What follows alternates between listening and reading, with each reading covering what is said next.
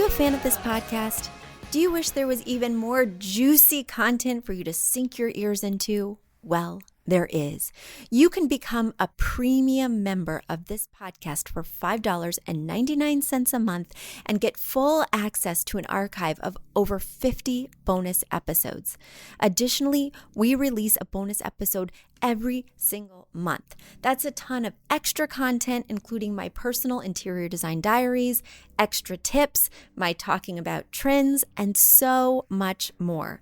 Additionally, you'll be keeping us on the airwaves each and every week because your premium membership money goes directly back to making this podcast amazing. Check us out at affordableinteriordesign.com. Click on podcast to learn more and to become a premium member today.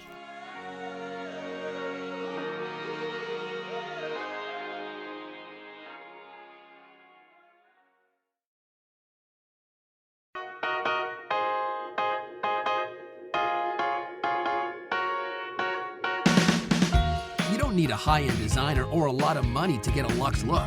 Be your own interior designer. This is Affordable Interior Design, the podcast. Here's your host, Betsy Hellman. Happy New Year! Yay! 2023. Time is flying by. This particular holiday season truly flew by, and I'm really excited. I'm excited for things to slow down a little bit. January, February, March, they tend to get me down because it's so cold and there's not a lot to look forward to besides spring, which just feels like such a slog away. It just feels long and interminable, and I just don't want to wear a coat anymore. But hopefully time will slow just a bit without all the frenzy of holidays and festivals. Hopefully it'll give me a moment just to process and to take advantage of all the sales. January, right after Black Friday, is the second best time for sales in the home space. Everybody is liquidating all their winter inventory, getting ready for spring, summer. The next best time is July because, of course, they're liquidating spring, summer and getting ready for fall, winter.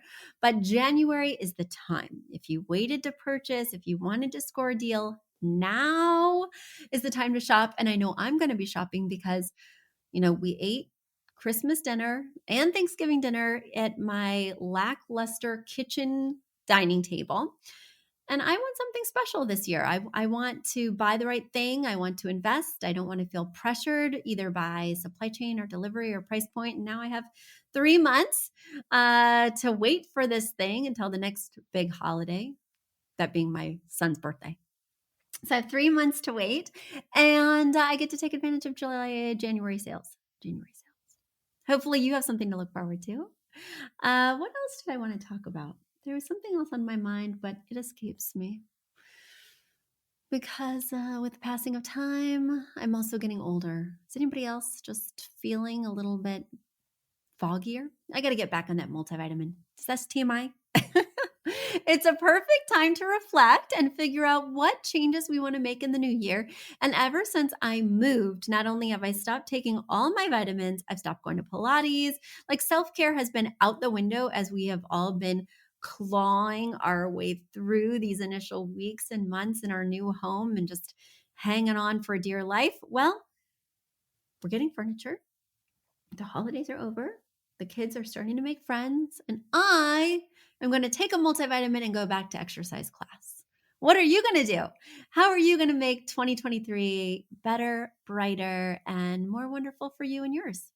I am excited to hear. So please submit your answers, submit your questions. All you have to do is go to affordableinteriordesign.com/podcast. Once again, affordableinteriordesign.com/podcast to submit your question to me right here on the air. I have a really weird request for you guys. I know this is going to be weird, so just bear with me and then I'll dive into your design questions. But I just launched this new brand, Uploft, right? So same owner, same company, everything's the same, but I had to move to Uploft Interior Design, which is why you've seen the podcast cover art change to Affordable Interior Design by Uploft, because affordable interior design was not a name I could trademark. So other companies have been using it, other businesses have been popping up, and then our reputation is somehow linked to theirs, or people are wondering, Betsy, are you related to them, affiliated to them? What happened? So we had to get a name that was fully trademarkable. We not only, made up the word uplift, but also we bought the URL, we bought the trademark, and now we are fully protected and able to move forward with this name.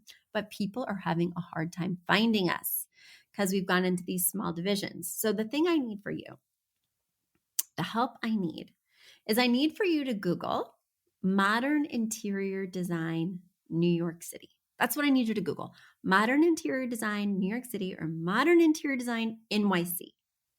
Then you're going to see a Google My Business listing for modern interior design by Uplift.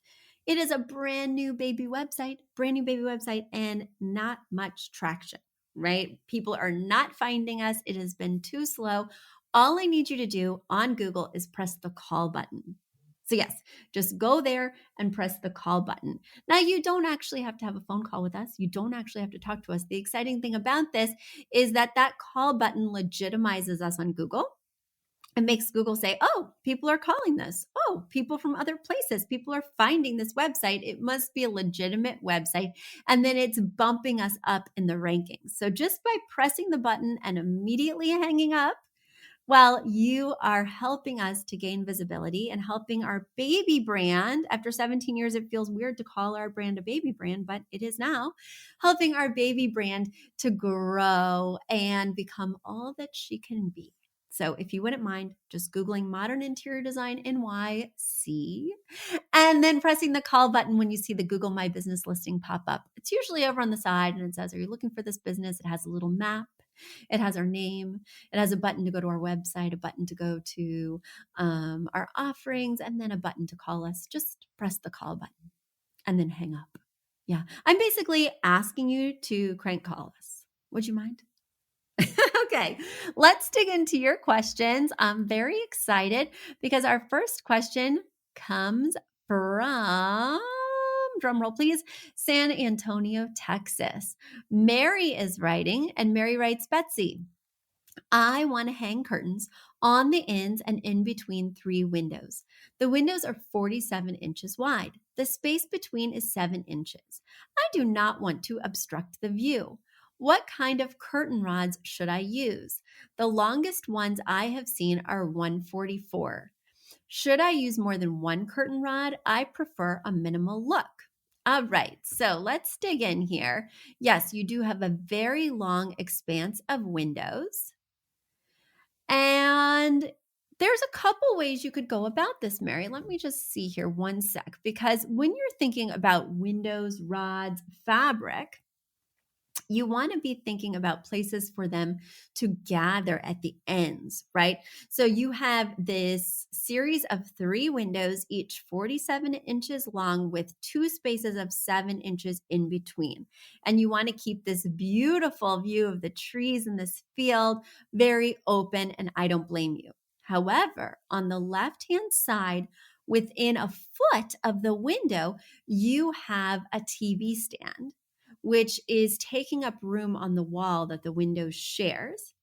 And then on the right-hand side, you have a good amount of space. It's just that rocking chair that you could easily move to gain more room, and you'll have 2 feet on that side. Now, all of this is to say, let me share with you what you could do. You could get a very long rod, and yes, they make rods longer than 144. I just got a rod for my dining room that was like 175.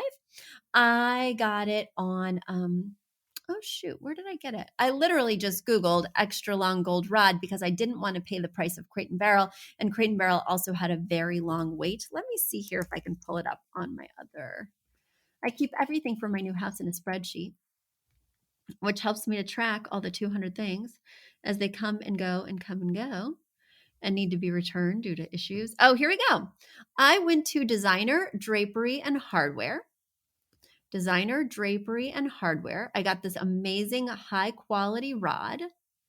It was over 170 inches in length, and it was brass, and it looks fabulous. It looks just as good as the Pottery Barn rods in my primary bedroom. And I got it for like $250, Really great. But like I said, Crate and Barrel has one that goes to like $180 for $300. And there's other places too. You could always check Smith & Noble, even ones that you buy on Bed Bath & Beyond if you're using the Cambria Complete Collection, which of course I love, but they have very limited colorways now. Anyway, you can buy extender rods, and they also come with extra brackets so that you can make your 48-inch rod a 240-foot rod. You'll just want to make sure to use extra stability brackets because you will find that it will bow in the middle or start to sag if you don't support it. And I think you need to support it about every 60 inches. Okay, here we go. Let's talk. It depends what you want to do with these window treatments. Window treatments are not a yes or no answer, unfortunately. When you are looking at window treatments, you want to ask yourself, am I ever going to want to close these drapes? If you want to close the drapes, what you'll need to do is get an extra long rod and put brackets at each of the 7-inch spots right above in the middle, and then put a panel on each side of those brackets and at the end of each window. Now you can do a single wide panel, right? You need double the width of drapery that you have width of window to have it undulate and close nicely without looking too taut. If we know that each window is 47 inches, we also know that the common panel for a window treatment, if you were just to click and buy one online, is between like 42 and 52 inches wide. That's perfect. That gives us our 1 times, because we're going to have two 40 to 50 inch panels covering one 47-inch window. Amazing. However, you will find that it obstructs the window a little bit. You are going to have some fabric that sticks out on either side of that bracket, slightly covering the window. And of course, you've got that TV stand so close to the window, and you don't want your drapes to touch the TV stand. So drapes are going to impede the view from these windows. There's just no doubt about it. Now, what if you tell me, Betsy, I don't actually want these to close. I never need privacy. I never need opacity. I just want to add some softness to this room. Excellent. We can have a different approach. What we can do is that one long rod, you'll still need stability brackets so that it doesn't bow in between each of the 7-inch separators, right?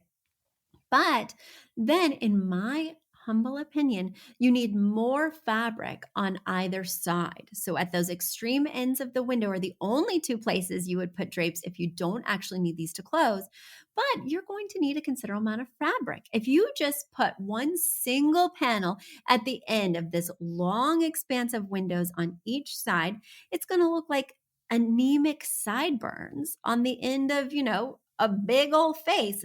Santa Claus, he's just on my mind. His big old face is there with these little tiny Band-Aid sideburns. That is not a good look. You need chunky drapery with this very wide window in order to really make it feel proportional and correct, even if you never intend on closing these. The problem is, the more bulky drapery you have, ideally, the more you would hang that bracket further outside the window so that drapery doesn't encroach on this majestic view. But you can't do that because you have the TV stand. You could certainly do that on the right-hand side. Heck, you could go out a foot and a half. But on the left-hand side, you can't even go out really more than 7 inches. And you don't want to have one side be different than the other. They do need to be symmetrical and matched. So either you get rid of that TV stand, or you do anemic window treatments, or you do the appropriate amount of fabric, which in my thought process, in my opinion, as I were to say earlier, would be like a 100-inch panel on either side. Now, you can reduce all that bulk, thus reducing the amount that it blocks your window if you do something unlined, if you do something more translucent, right? Like a sheer or an open weave linen or something that feels very lightweight. And the key, you asked me what rod to use, but the true key, especially with a challenging window where you want to maximize the view and minimize the amount that the fabric encroaches, is that you would either do this fabric so that it is on a ring, which means a French pleat or a pinch pleat within a drapery pin and a ring, or my personal preference, which will be much cheaper and much easier to implement, a grommet panel. Grommet panels will allow you to push those panels to the side, squish them so that you get the maximum view, right? But you can also get the maximum amount of fabric so that it looks proportional with this beautifully large window. Guys, when you ask me questions about windows, I mean, I'm just going to give you the answer and it's going to be involved and you're going to have to put your thinking cap on. This is not like patterns or colors or paint where we can just lightly pop in and pop out. I've got to get into the weeds with you, Mary. So I hope over there in San Antonio, Texas, you are taking copious notes because this is not a particularly challenging window, but there's more than one way to dress for success here. And I want to make sure that you get the perfect treatment for you and what you hope to do in your space. And now it's time for a quick commercial break. Do you love this podcast? Do you wish you could learn even more? Well, we have an online class bundle. Our online class bundle is comprised of 3 online classes: beautifying your home for less, styling your home, and the fundamentals of feng shui. Each one of those 3 classes is between 30 and 45 minutes long and chock filled with visuals and tips, things that will help you to style your own space or help out with other spaces. Additionally, with the pack of 3 classes, you get an autographed copy of my book, Affordable Interior Design. You get all of that for only $99. Once again, that's the 3 online classes as well as the book for only $99. You just go to affordableinteriordesign.com/classes. Once again, affordableinteriordesign.com/classes to buy your bundle today. And if one of those classes sounded intriguing, but maybe you already have my book or some of the other topics are not of interest, you can buy the classes individually at that site as well. Each class is $40. So head over to affordableinteriordesign.com/classes to get your bundle or your online class today. All right, let's move into my next question. My next question comes all the way from Indiana. Heidi is writing. Heidi says, I would love your help with our living room. I recently sanded and refinished the floor with a whitewash, painted the door and window trim a warm beige tan, and the walls are an almost white gray. There's only one window in this room, so I am happy with these bright colors. The door and trim have helped add warmth. I would say that the style of our home is warm, inviting country cottage. We live in the country with a flock of chickens and love being home together. I need ideas on how to complete the look of the living room by making it feel more warm and inviting. What size rug should I be looking for? I think I would like the traditional Persian style rug. Anything too contemporary feels strange in our old country home. Where can I find feather inserts for our couch throw pillows? I'm a seamstress and on the hunt for highly textured fabric to make covers. Do I need 4 pillows? My inspiration piece is the beautiful art above the couch. I'm thinking of pulling in some of the darker greens from the picture, and I want to bring those in the pillow and in the rug. I would love to hear any advice that you have for this room. Well, Heidi, I must say, you are 100% correct. This feels so cozy, so comfy. I think the thing that's giving it that vibe right from the jump is this beautiful wood burning fireplace, wood burning stove, I guess it is, that's then got kind of a partial wall behind it of brick with a wooden mantle that's in an L shape around the wood burning stove. You've got 2 chairs that look like dining chairs with cushions right in front of the stove. I could just see myself warming up there. It looks enchanted. It looks like a place you'd want to spend a lot of time. It definitely evokes that cozy feel. The thing that's leading me towards the farmhouse or that country cottage, if you will, are your plaid curtains. I also love the warm wood that reiterates the warm wood from the dining chairs in the piano. Everything is just really cozy in here. I do feel like there's opportunity for color, especially because the floor is really washed out with the white stained wood. And you do have a lot of warm wood with the bookcase, the piano, the chairs I mentioned.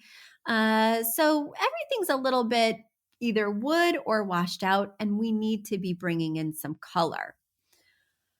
Let's see what we can do here. I've got this floor plan, but it doesn't give me specifics in terms of exact measurements. That being said, you do want a rug that's large for this room, but you don't want the rug to impede with the piano bench. When I pull out the piano bench, I don't want to be half on, half off the rug. Same with these chairs. If you plan on keeping 2 chairs around the wood stove, which I think sets a really nice mood, but may not be practical every day. And especially these chairs, they do look like dining chairs that got lost. So if you do want to have either chairs, ottomans, or pillows by the fire all the time, I would choose something that looks a little bit less dining room and something that looks a little more intentionally sitting room. I love the idea of ottomans because then you could bring them over to the couch. Speaking of couch, the couch is like a dark gray, looks to be sleeper bed. And then I do see the beautiful artwork above, but the artwork is a little bit small, not only for that wall, but above the sofa. I might be more inclined to put it somewhere else just because it does feel a little small. It might be perfect for above the piano where you have these empty frames. The empty frames above the piano are not doing anything for us because they're just more wood tone and it's empty. I could definitely see getting a larger piece above the sofa, moving that smaller inspiration piece above the piano, and maybe you move these empty frames that actually are quite large in size. They're probably 18 by 24 each, and move those 3 above the sofa, but put in some imagery that reflects the color palette from the inspiration piece above the piano because we desperately need some color in here. I think that the rug would be a perfect opportunity to bring in color, as you already know, as well as throw pillows. The problem is I'm not able to zoom in close enough on this artwork above the couch to see exactly what colors are there. It mostly looks like green or like neutrals, which is not really giving us a lot to go off of. Oh, there is like a little red tractor in the background I see. So I might play with that brick red color and this emerald or evergreen type color in the landscape. And maybe we just do a 60-30. You've heard me admit that sometimes I don't do a 10. Sometimes I just do a 60-30 when creating a color palette from an inspiration piece, especially if my client is resistant to color, or especially if there's just a lot going on in the room. This is a small room. There is kind of a lot going on, what with the piano, the bookcase, the wood-burning fireplace, the chairs, the sofa sleeper, etc. So I think we could get away with a more minimal palette. The only concern I have is when we're dealing with green and red, it can look a little Christmassy. Those are complementary colors that have a strong connotation together. I wouldn't want this to look like the Christmas room all year round. So you may want to play with like this lighter kind of, it's almost a celadon green, and then go more brick, even deeper than I was originally thinking for the red. So that way we've got this kind of light celery tone with this deep, rich red brown tone. And that would definitely not read Christmas. And the celadon might make it feel a little more fresh and contemporary. I love the idea of doing a Persian rug. I love the idea of it being a Persian rug that's multicolor, or you could do one of those vintage Persians. Like I think bringing the warmth to the floor would be amazing with the red. And then it could have sort of that muted pattern so that it looks a little bit worn, but is a contemporary rug. I think that that would be really sweet. Definitely still read country, work with the black and white checks. And be easier to find than celadon, frankly. But thinking about all this warm wood, maybe we need to go with the green because the warm wood, if you squint, could look a little reddish in tone. I think I would just find whatever I can. And I agree, just go big with this rug. I mean, you're going to be bound by the tile hearth that's under the wood burning stove. You're going to be bound by the piano bench. And those parameters alone, what with the door swing and also the opposite wall to the door, are going to tell you what size the rug should be. So measure, staying within the boundaries that I just discussed. And I think you'll be on your way in no time. Guys, it's always a pleasure helping you with your spaces. Don't hesitate to send in your questions. I'd love to answer them. Just go to affordableinteriordesign.com/podcast. There you'll see the form to fill out a question.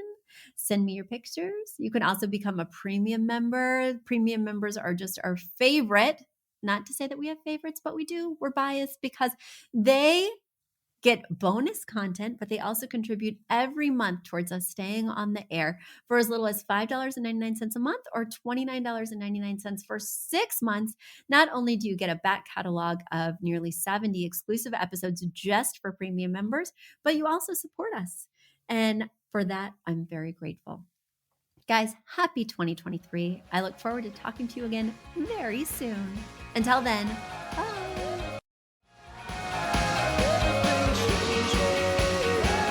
You've asked for it, and we have answered the call.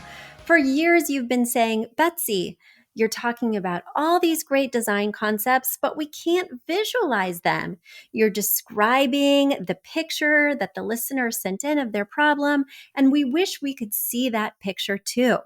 After all, a picture is worth 1,000 words, and I do my best to describe them, but there's nothing like seeing it for yourself. And that's why Affordable Interior Design, the podcast, now has a YouTube channel. Not only do we have a YouTube channel where you could see recordings and clips of these podcast episodes, we also have an Instagram, a Facebook, and so many other exciting things. You should check it out. Head over to affordableinteriordesign.com/links. Once again, affordableinteriordesign.com/LINKS. links. And when you go there, you will see links to our YouTube page, our Instagram page, our Facebook page, and more. Please check it out, follow and subscribe so you can see everything I'm talking about.